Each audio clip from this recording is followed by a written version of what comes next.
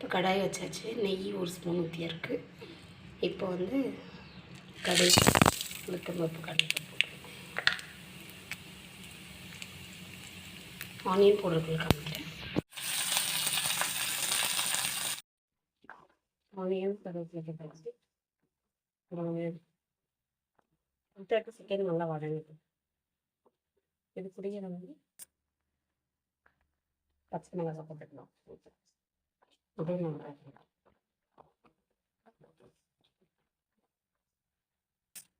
மல்லாட்டை போட்டிங்கன்னா வந்து நல்லா க்ரன்ச்சியாக இருக்கும். சூப்பராக இருக்கும். ட்ரை பண்ணி பாருங்க. இந்த அளவு வதங்கிட்டோன்னே பீன்ஸ் போட்டுக்கோங்க. தண்ணி வதங்கணும்.